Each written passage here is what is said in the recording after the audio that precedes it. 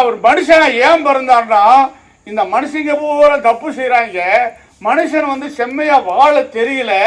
நம்மளே மனுஷனாய் பிறந்து மனுஷனை போல வாழ்ந்து காட்டினா தான் இந்த மக்களுக்கு புரியும் என்று சொல்லி ஏசப்பா மனுஷனாய் பிறந்தார். மரியாளுடைய மகனாக பிறந்தார். அல்லேலூயா. அவர் பிறந்த நோக்கம் என்ன? இந்த மக்களுடைய பாவங்களை நீக்கி அவர் மனசுல பரலோகத்துக்கு சேர்க்கணும். ஏன்னா அவர் படைச்ச மனுஷன், அந்த படைச்ச உயிர்களை பரலோகத்துல சேர்க்கணும்னு சொல்லிதான் அவர் மனுஷனா பிறந்தாரு, மனுஷனாய் வாழ்ந்தாரு, மனுஷனை போல சாப்பிட்டாரு, மனுஷனை போல தூங்கினாரு, மனுஷனை போல சொந்தம் கொண்டாடினாரு, மனுஷனை போல எல்லா வீடுகளையும் சவம் பண்ணாரு, எல்லாம் மனுஷனை போல வாழ்ந்தாரு.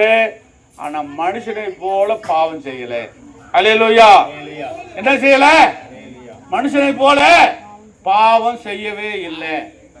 மனுஷன் செய்யக்கூடிய எல்லா நல்ல காரியத்தையும் இயேசு செய்தாரு. மனுஷன் செய்யற எல்லா கெட்ட காரியத்தையும் இயேசு செய்யவே இல்லை. அப்ப இயேசு இப்படி நல்லா இருக்கும்போதுதான், இயேசு மனுஷனாய் பிறந்து வளரும் போதுதான் பேய்களை ஓட்டினாரு, பிசாசுகளை துரத்தினாரு, பிள்ளைகளை படிக்க வச்சாரு, அறிவுரை சொன்னாரு, நீங்க இப்படித்தான் வாழணும் என்று சொல்லி அவர் சொல்லிக்கிட்டே இருந்தார்.